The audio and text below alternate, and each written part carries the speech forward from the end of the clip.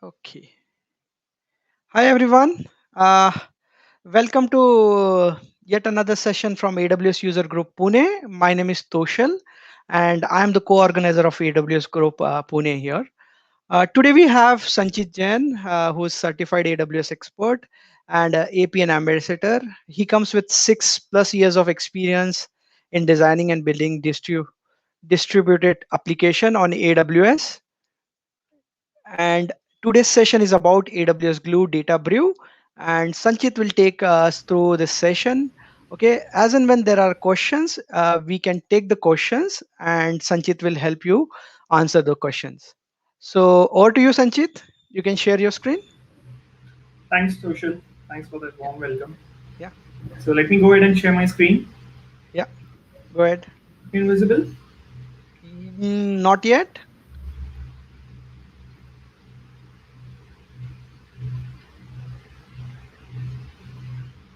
Yeah.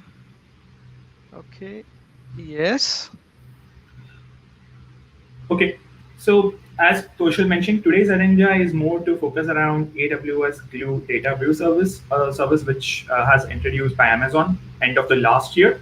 And the agenda for this today's session is around introduction, what exactly we're going to go through around the stuff, what is Data Brew overall, quick demo around the same. I'll give you the slides where we have the entire steps to play around with Data Brew. And if there is any questions or queries around the same, please feel free to raise on the chat and I'll be happy to answer them. Let's make this session more of an interactive base. So let's not have it at the end. If you feel there are certain questions which you want to ask at that moment, please post it on the chat. We'll address it as and when we go with the flow.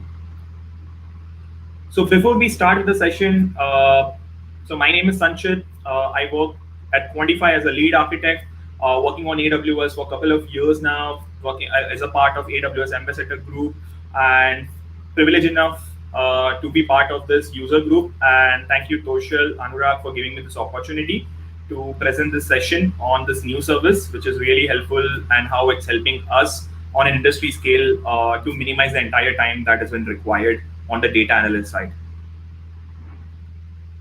So let me go ahead and let me give you why, first of all, we need a data brew kind of a service before we understand what exactly a data brew, right? We all get fascinated when we saw difference of kinds of analytical stuff like a kind of an visualization reports, charts, or an ML output.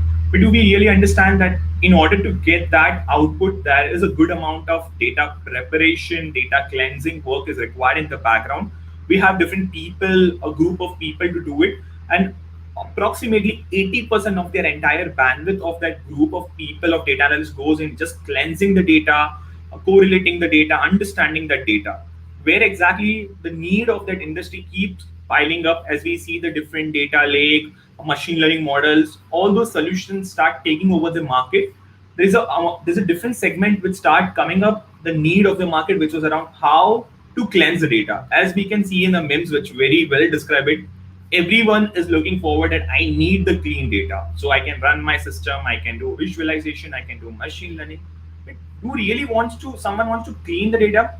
No, probably no one will like to clean the data. Not because it's a very manual work, but the kind of time, the kind of process, the kind of back and forth what you need, and the programming what you need behind the scene to process that large data set is immense. It's not that easy that you just plug that data into Excel, play around a couple of columns, and boom, it's ready. It's not the case.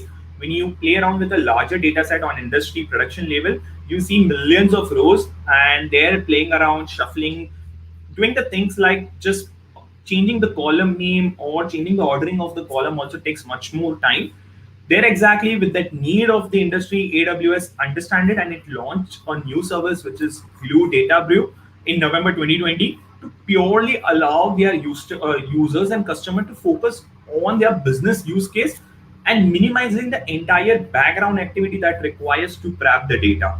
We'll understand as we move forward like what kind of preparation or what kind of different functionality Brew provides. But this was the need of the market and where AWS understand very well from a technology point what their customer needs and they come up with this service.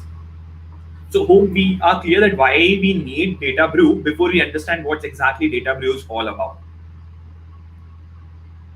Let me move to the next slide. So now it becomes very easy for you to relate or correlate the dots around it. Okay, why you need Data Brew and what exactly Data Brew will be providing you.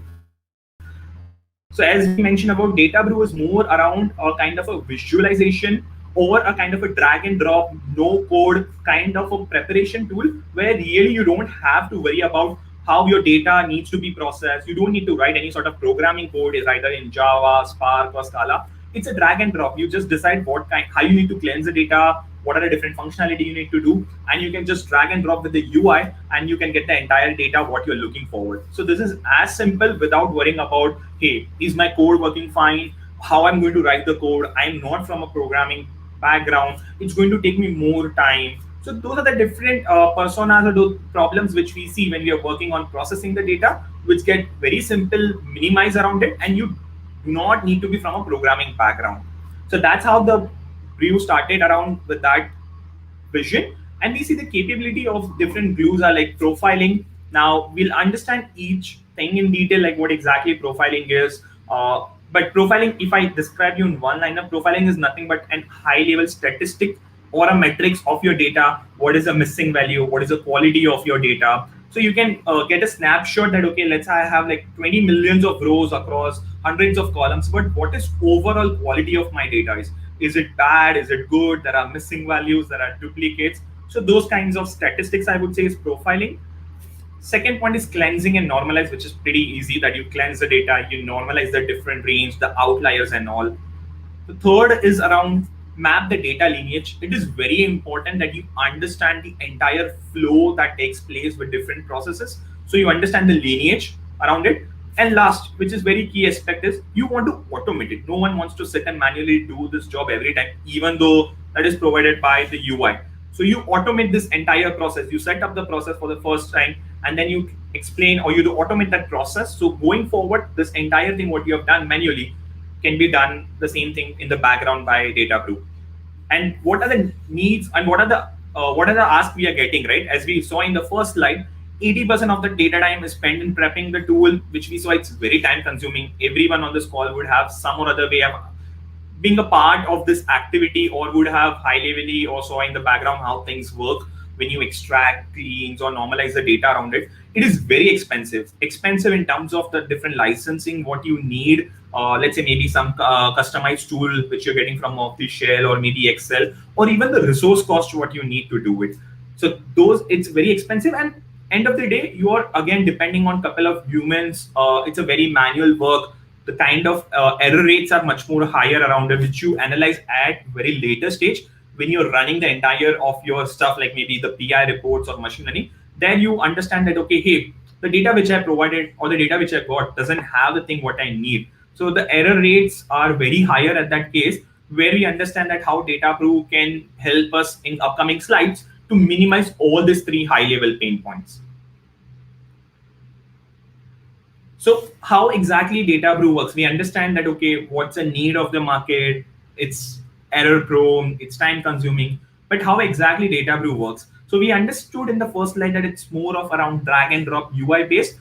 Along with UI based, Glue Data Brew also provides 250 different types of transformation, which is not the simpler one like renaming and all, but the complex one around split the columns, merge the columns, remove the outliers, pivot, transpose.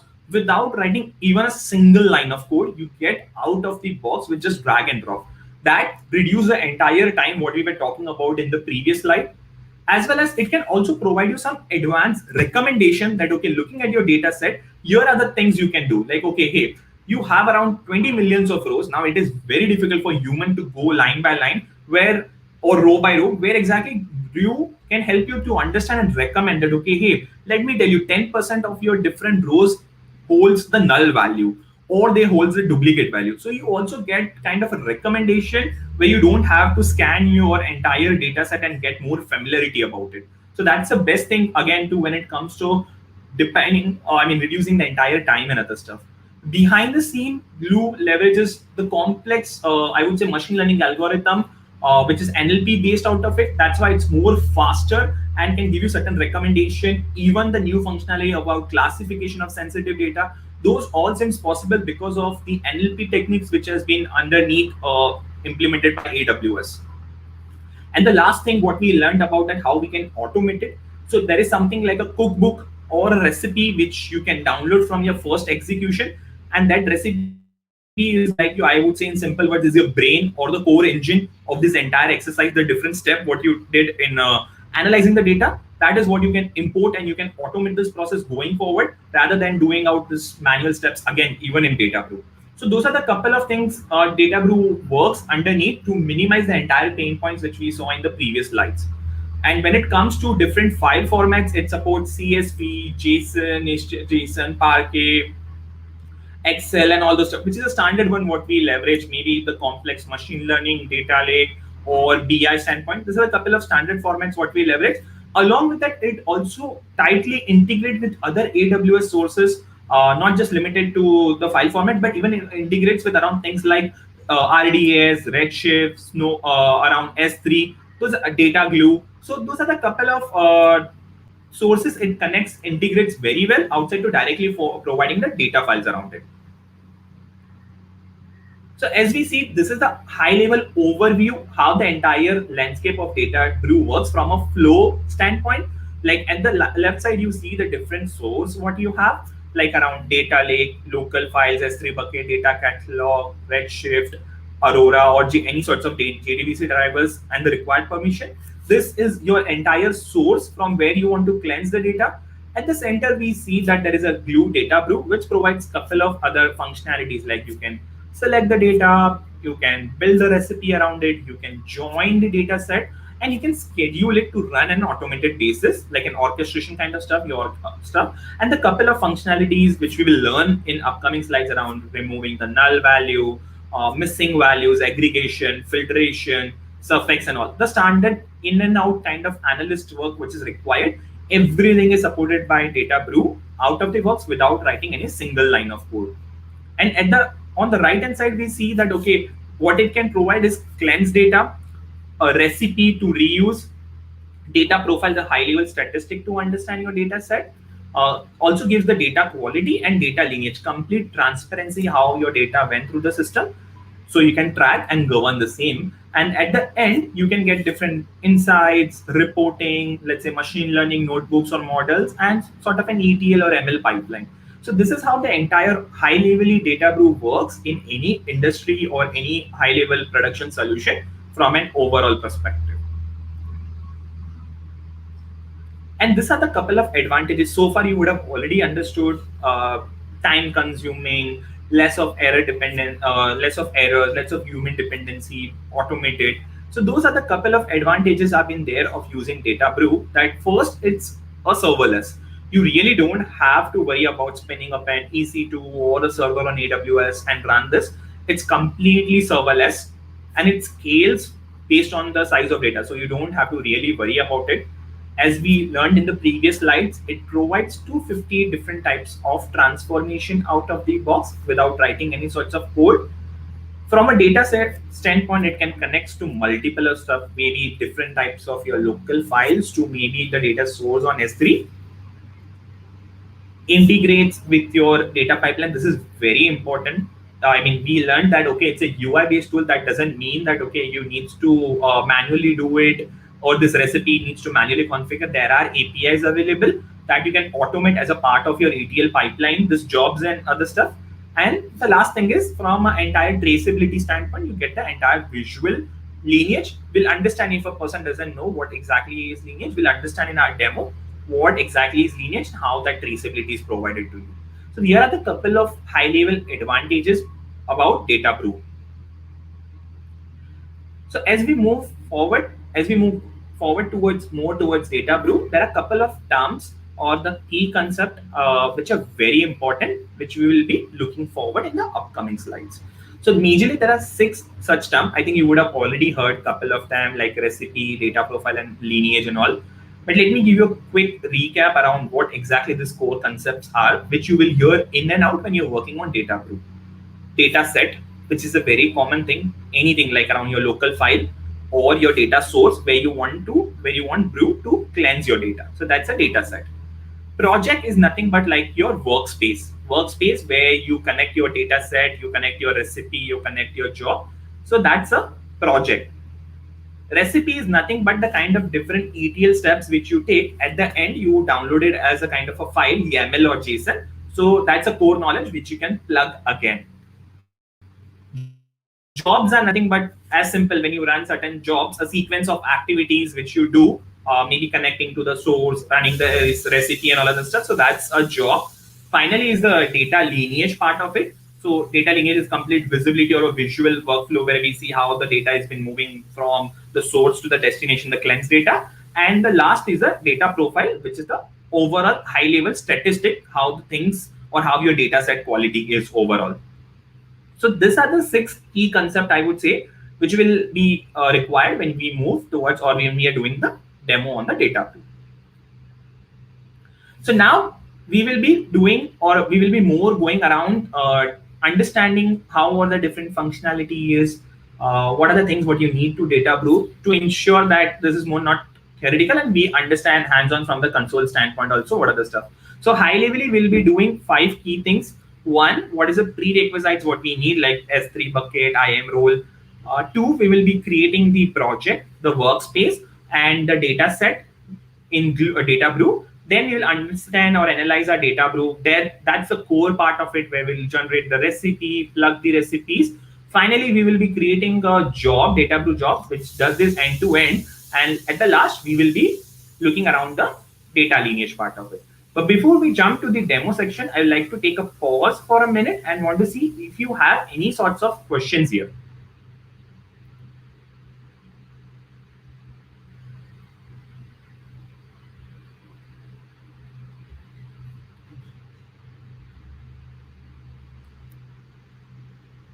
You're on mute, Toshil.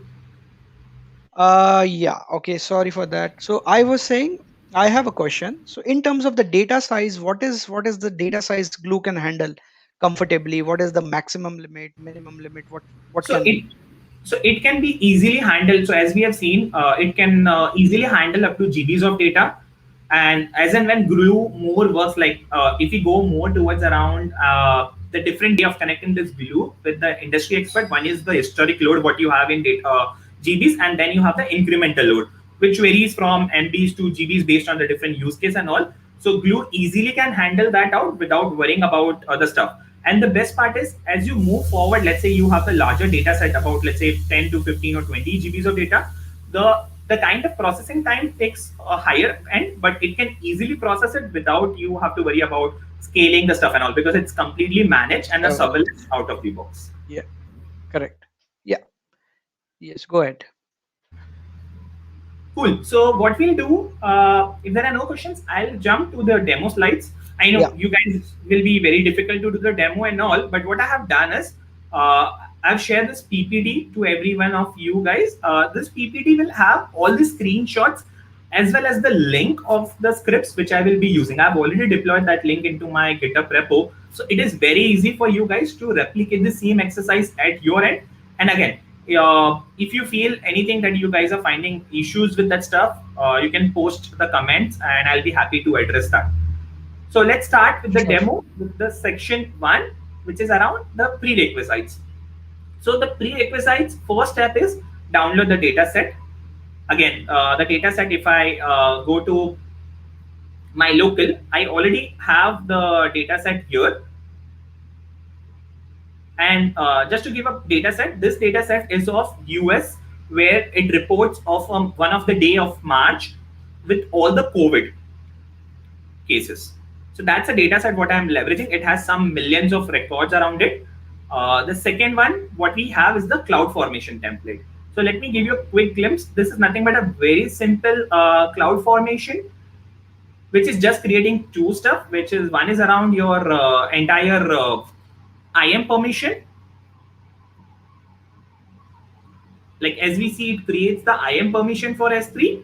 As first, it creates a S3 bucket and as well as a permission for Data Brew to play around with S3 and other stuff around which is required around it.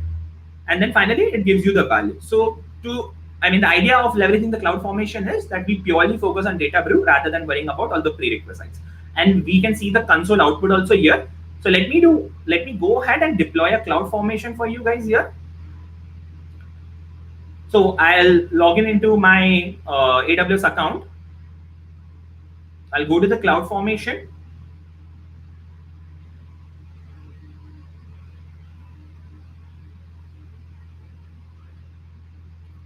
Click on, I mean, this is a pretty simple standard one. We'll click on new resources, upload the file. It's in my local.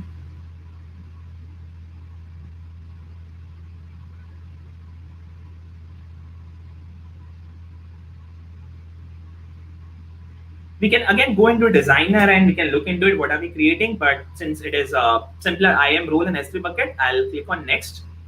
I'll give the name of it. I'm giving a name, let's say Data Brew. Click next. Rest of the values I'll leave it default because we are doing a demo run. So I'll focus more on Data Brew here. So this is the demo run which I have done before our session today itself in the morning. And this is exactly what we can see that, okay, you have the entire S3 bucket and output around what we have seen in the same screenshot here. But we'll wait for this live run so it becomes very easy for you guys to correlate how things will be doing. So if I go on events, here you can see the S3 bucket is already there. The IAM policy in progress. So we have our step one ready that, okay, the S3 bucket, we will get the output and we can get the role name. So let's wait for a few more minutes and then we'll see the IAM role will also be available. Okay, so as we can see, the resource creation is already initiated for IAM role, which is a good sign.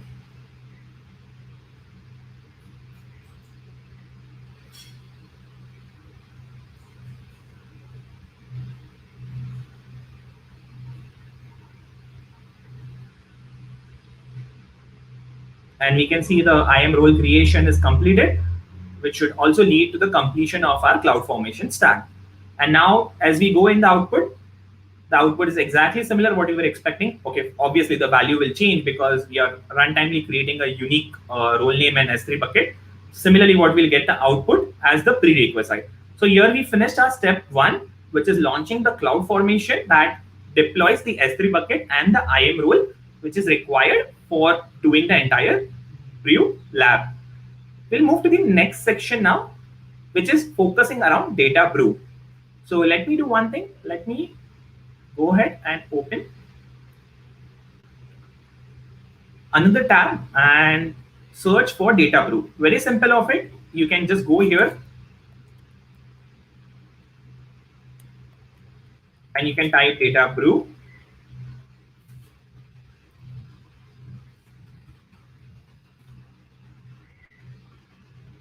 Like how we generally do in, and the first thing you will see as the service is Data Brew here, which is a simple one to find out on the console.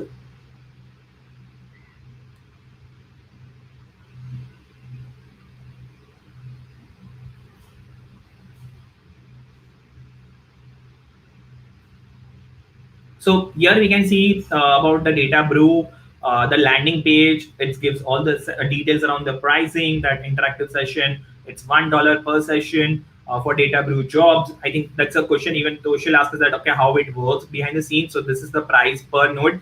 Where this is completely managed. We don't have to worry about what configuration of node, what is the RAM, what is other details. That's everything has been handled. Also, one key thing which we need to understand is, as it mentioned, $1 per session.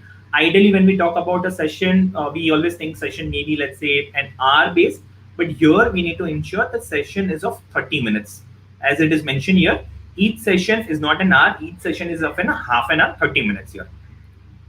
And obviously, the first 40 interactive sessions are free for the first time users. And the best thing about the new AWS console I would like to highlight is you get all the documentation, get started documentation, other related services here on the home page itself. So you don't have to traverse here and there. From this entire home console as well as this YouTube link, you can understand right from the single page itself what are the advantages here. What we'll do is, as our guide mentioned, that navigate to the Brew service, which we have done. Click on the Brew console, select project. So we'll do the same thing. We'll click on create project here. Now, project, as we spoke, project is nothing but as a sandbox, like a kind of environment or kind of a section where we will be doing our work with Data Brew. So we'll go ahead and we'll select project. We clicked on project. In the project section, we will enter the project name.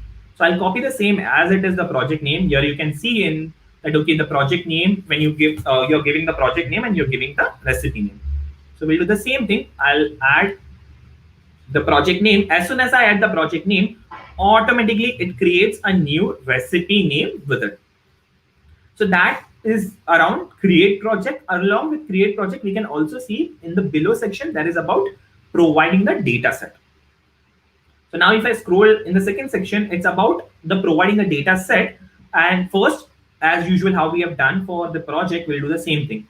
Copy this, click on new data set. We'll define a new data set here, enter a name of the data set, and we'll select the Amazon S3.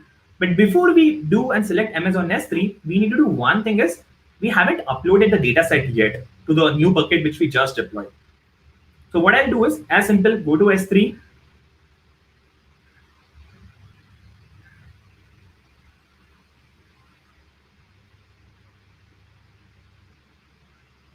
we will see the new bucket which we have created based on the timestamp. So as I mentioned, I have just done the lab before our session at 10:30. So I'll click on the new one which we have deployed at 11:20. So I'll click on this.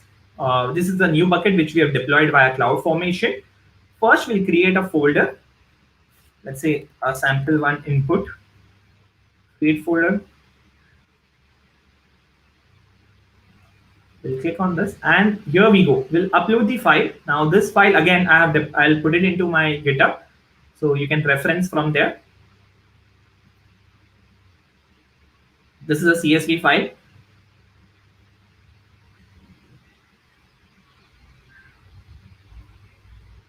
So here we can see that we under the input, under the bucket which we have created, under input folder, we have a CSV file. So I'll go back to the Data Brew. I'll refresh the console.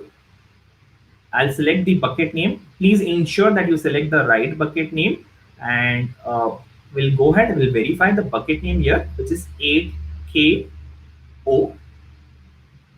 And we'll select this bucket. And as soon as we select the bucket, you will see it automatically starts giving you what exactly is there in that bucket. So it's pretty easy. You don't have to remember it. And we'll select the CSV file. Once you select the CSV file, you will automatically see around that, okay, what exactly is there. And again, if you need to preview or understand how you select the right file, if you click this hyperlink again, you will see how your data preview is all about. Like, okay, have you provided a right delimiter? If you select the right file, do you want to set the header or not? Let's say that's, for example, I have skipped that, okay, hey, no, my first row is not a header. So you can provide those all basic settings around the same, and then once you're good, you can just say done. So if we go back to our visualization, our presentation, we can go and understand that, okay, this is around the bucket, provide the data set name, in the connect, provide a new data section S3 as the source, and provide the path which we have done. Leave rest the default configuration file values here. So we'll scroll down directly and we'll go to the permission section here.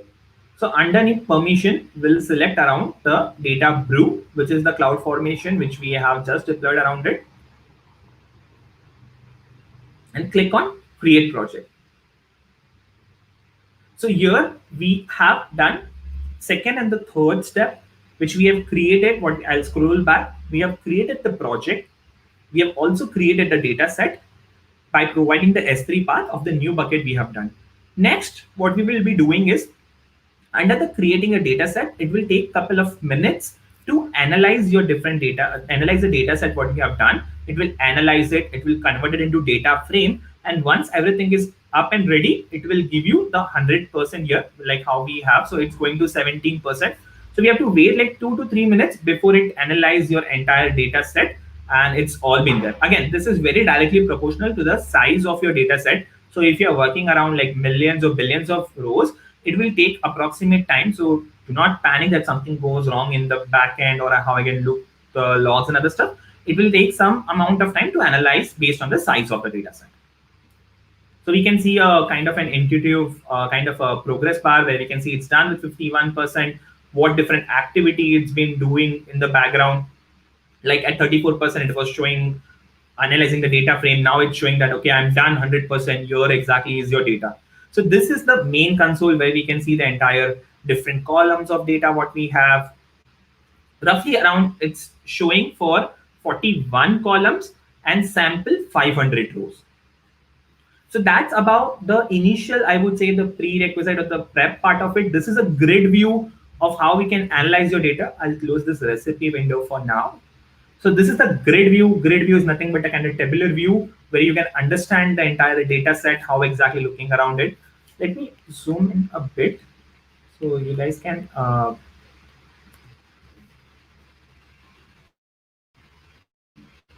okay. Here you can see that, okay, each column there is a statistics which is provided to here when you are defaulting it, right? That, okay, for example, the districts has been given, total is 500.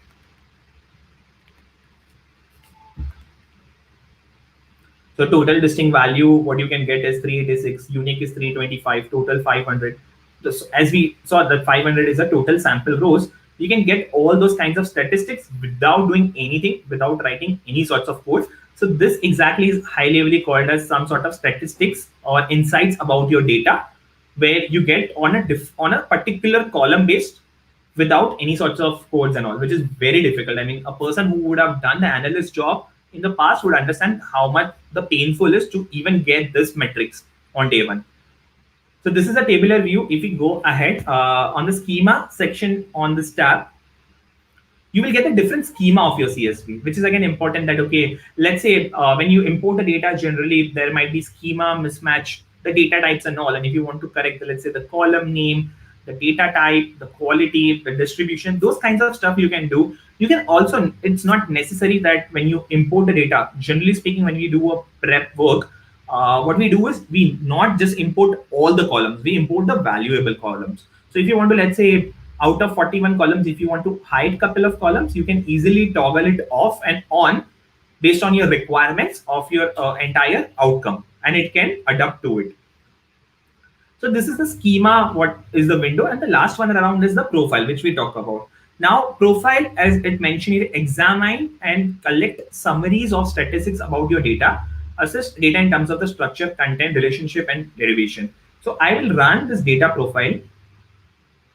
The name again is the same. You can do it on the custom stuff, or you can like select the full data set. What I'll do is, for this demo purpose, I will reduce the number of rows.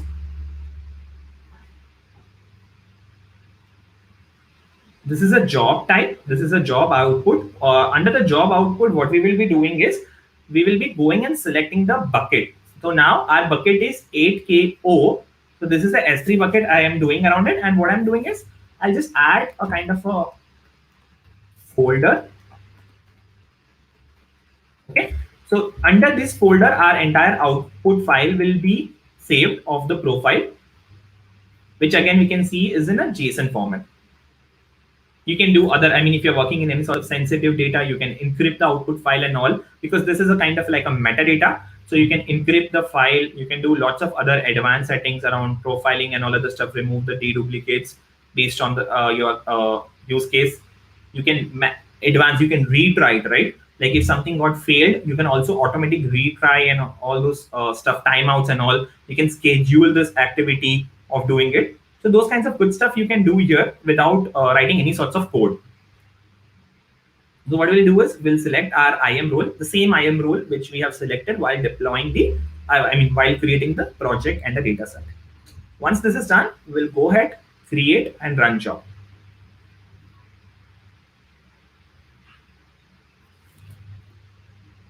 So we'll wait for a few minutes, which will run the job. What I'll do is I'll just duplicate.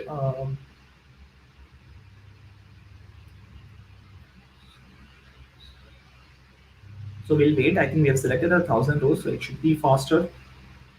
Otherwise, I'll go through and we'll look into the previous sample which I've done in the morning, just for demo.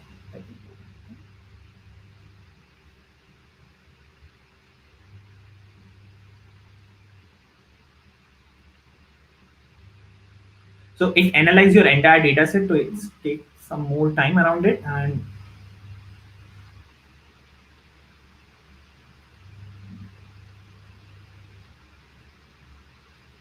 we'll go on to the jobs.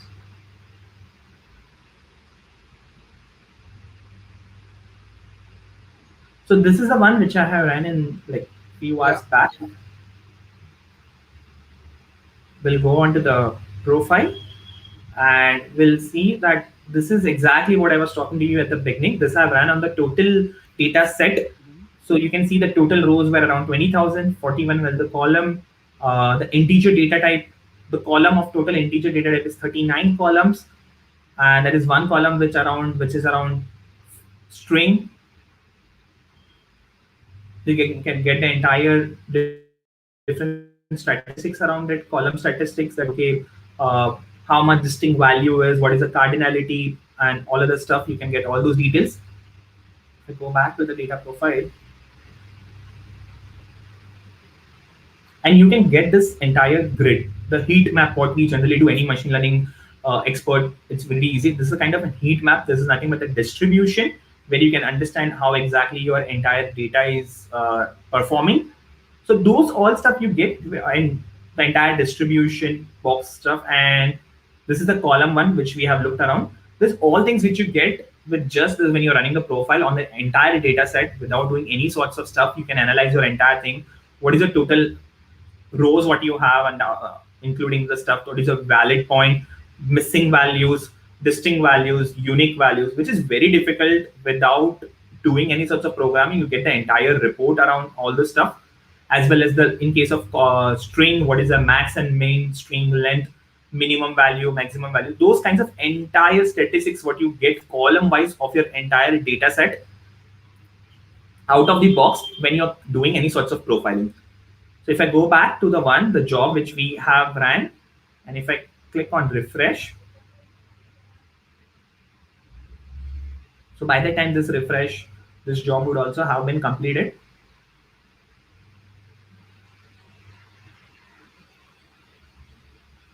But this is the advantage of using Brew. So far, I have never, not even typed one single line of command of any programming language. I'm just playing around with the UI with drag and drop. And that's how I'm getting around it without any sorts of programming language or any knowledge of data or any SQL queries around it. So as we can see, it completed around the data set for the first 1,000 rows. This is same data set, so you can understand, okay, what kind of the entire proportion is, the duplicate values, the valid, non-valid. We just look into the different window.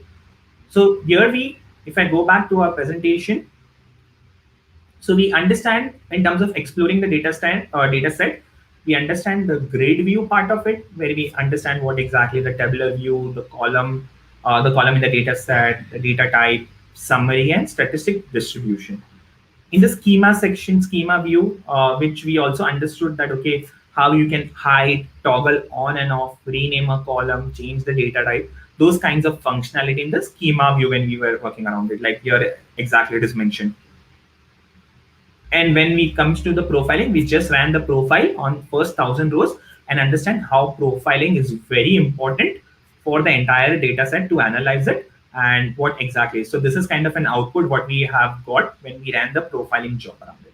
Next, what we will be doing is we also saw the column statistics here. So for this data set, which we have ran for the 1,000 rows, this is the kind of a column statistics, which is nothing but data profile, as I mentioned, is overall a snapshot on the data set. Column statistics, very simple as the name suggests, it gives the statistics on each of the column what you have in your data set. The next, what we will be going is we will be manipulating or doing the transformation, which is prepping our data set. The whole idea of this stuff. Like now, so far we have good understanding, we are familiar with the data set. So that's what the first step, I would say high level, what we have done. Now we will be going ahead and we will be doing the transformation part. So here the recipe thing will come into the play. What I will do is just looking at the stuff. first let me do one thing. Let me explain you what a kind of stuff you can do here. Like for example, here you can see as a column one. Now in the underneath the column you can see the entire date, which is a year, month, and the date, as well as a timestamp, is wrapped in one single row. So what we'll do as a part of the transformation, we'll split it into three different rows.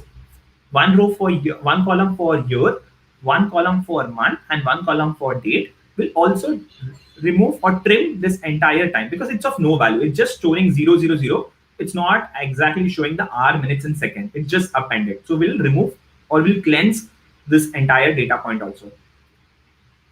In case of states, what we are going to do is we will be lowercase just for learning purpose. We will be lowering the case of this entire states.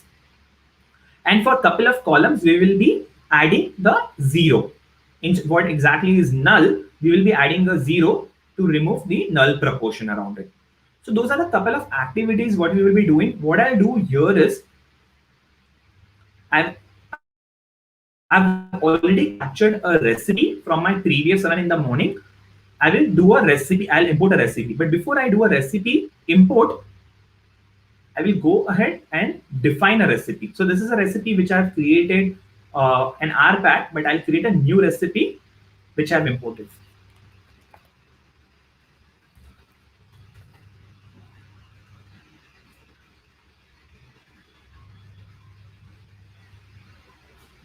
And this is again this recipe also I have uploaded into the GitHub repo, so it becomes very easy for you guys. So recipe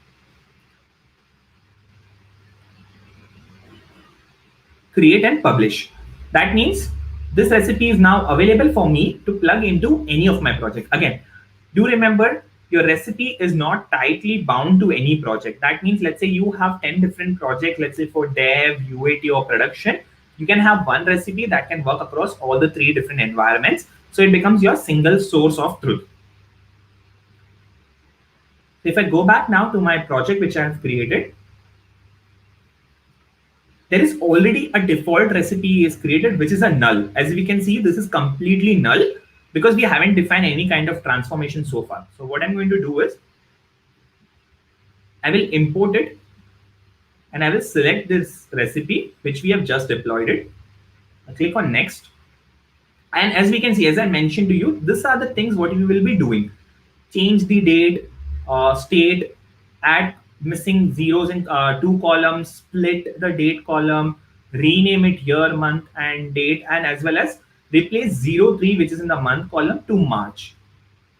So when I click next, what it's going to do is it is going to import the recipe. Now it's pretty simple. When you import it, you're going to analyze it against your data set and you're going to validate it to ensure it's not failing at any stage, which is what currently it's happening, that this 9 steps are being performed on your data set one by one, and you are looking around it that it's just clearing or successfully executing the operation on each of the columns what we have specified.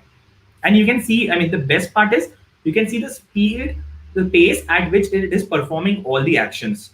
Now you have somewhere around 20,000 of rows, and the way it is performing all the actions is very fast. Like in few clicks, you get the entire thing. And here you have the final of your data set. If I close this window and if I go back, this is how it performs. Like in few minutes, the entire 20,000 of rows were processed.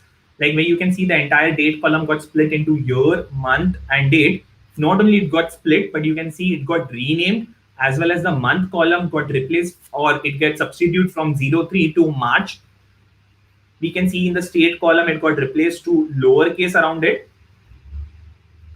And in case of year in this column, as we can see in the debt increase, as well as in case of debt probability, it substitute the value with 0, even in this case. So this entire thing, it got changed and it performs all the sorts of the different stuff. And again, let's say this becomes your entire reusable or the core part of it. If after analyzing, if you want to make some changes that, okay, hey, it's not working fine or I need to upgrade it, it also provides things like version. Like you can version it. It's currently saying as a working version. You can import, download, and other stuff, and you can also make some changes and publish it as a new version, a version 2.0. So it becomes very easy that you don't have to worry about that it's going to overwrite and other stuff. So when you work in industry, it becomes very important that you version the things as you move forward, like 1.0, 2.0, or whatever the standards you follow internally. So you don't have, I mean, you can trace back to your past history if you want to trace of your what changes have been done. So those kinds of small minute detailing is also been done in Data Brew when it comes to the recipe part of it. So this is how you can manipulate your entire data set. And as I talk about, there are 250 such kinds of default transformation are provided without a single line of code here you can do. Next, what you will do is create the job, which is very important. Now, this is what I have entirely done as a manual activity. But if you want to create this as a job to run this an ongoing basis, then what you have to do is create the job, click on the job, which automatically, as you can see, it points to the job section. We will rename as the job name. Please ensure if you have multiple recipes, you point to the right recipe because this is the core part which will be operating on your data set. So you can see the recipe. You can also see a kind of a bucket where this all will be on which data set it is working. You can different select the output files in different format. Let me close this. And here we'll define the output location. So this is our bucket. What I do is I'll give output, and here you can see how it's going to write the data into a different format. You can add one more output if you want. We'll go ahead with only one array. And additionally, you can also, so the same thing, you can encrypt the output file, you can retry or give a timeout around the stuff. You can log the entire activity in the CloudWatch from compliance standpoint or traceability. You can put a scheduler if you want to retry or schedule this job, let's say at every 8 p.m. IST. If you're getting your file, let's say in mid of the night, I mean, you don't have to wait for to run the job. You can orchestrate or schedule this job, which can automatically take care of it. And at the last, we'll provide the IM rule. This is the same rule what we got from the cloud formation and same what I've leveraged throughout my exercise. We'll see that, okay, it's exactly growing. Again, it took us back onto the project side of it. What I'll do is I'll directly click on this activity. Again, it's not going to do anything. It's going to do the same thing. What the data set what we have provided, what recipe we have given, it's going to operate on the same data set again. What we have already done it, so it's going to be much more faster this time. But we need to ensure that this is how you're going to schedule it. You don't have to worry about define your data set, define your recipe, create a job, and let that job run automatically every time without you looking into it or worrying about it. And again, you can have different other functionalities of SNS and everything to take care of that stuff if something goes wrong as a notification or other stuff. Those you can already take care of about things. And as we can see, the status is running here. The job name is this. You can also look around what exactly the job input was, which is this is a project, this is my data set, this is my recipe, and the output location. So we'll wait for a few minutes for this job to get complete. And if I go back to the presentation, and if we go back to the segment where we left, so Data Brew job, here you can see that the entire job is in running state. And once this is completed, underneath the entire output folder in S3 bucket, which will go, you will see that, okay, there is an output CSV file, which is written in a form of a part. Again, you can write CSV, you can write Parquet, you can write JSON, those kinds of different output have been there. And it's not just limited to S3 bucket. You can also do the same thing on additional different stuff. Like you can put it into view catalog, and from there you can orchestrate your ETL pipeline for entire additional complex business metrics. So those kinds of stuff you can do it very easily. So it's not just limited to S3. So as we can see, the status is succeed. And what we'll do is we'll directly click on this hyperlink, which is pointing to this output bucket where we have given.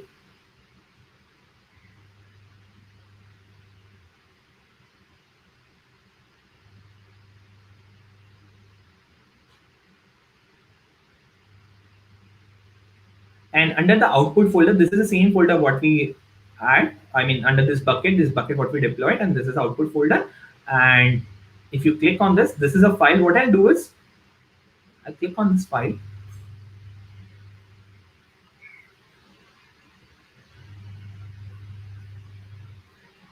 and we can see this entire output what we are getting in this file about stuff. We can directly query it with S3 select. Let me query with S3 select, and we can understand what exactly the output is. So here you can see the output what we have. Like technically this is the same output what we saw under the console, but you can verify the output. And again, it's not just limited. As I mentioned, you can have the Parquet, JSON, CSV, and you can also deploy Athena on top of this to do the advanced analytics. Let's say if you don't want to do Redshift or any complex warehouse, but just want to explore or do some ad hoc analysis, which S3, let's say it doesn't work for more of the complex stuff, complex queries, you can deploy Athena on this file, on this output folder, and you can play around with that file and do some complex analytical query without, again, end-to-end pipeline with no code you have to worry about it. So this was the entire job section, what we have done. Let me close this. And what I'll do is we'll click on this job and we'll go on to the data lineage.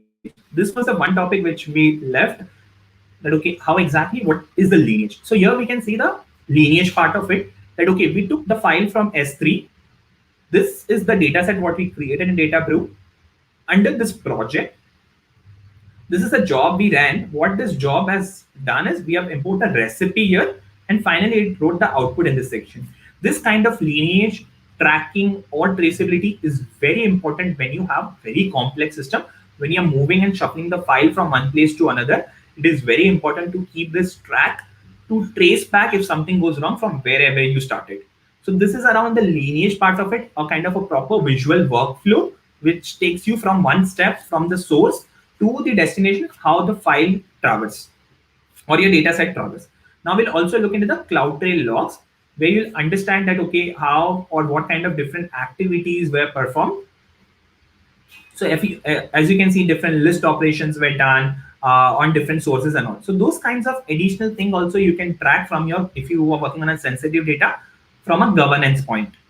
So these are the different activities what you can do in Data Brew from a stuff. And again, the same thing what we have saw previously, you can schedule this entire job. Like job is the entire superset of everything. So you can schedule this entire job, all the activities to run, and you can give the same configuration which we saw, the max timeout, the max number of retries and all, that you can get everything under simple under this Data Brew.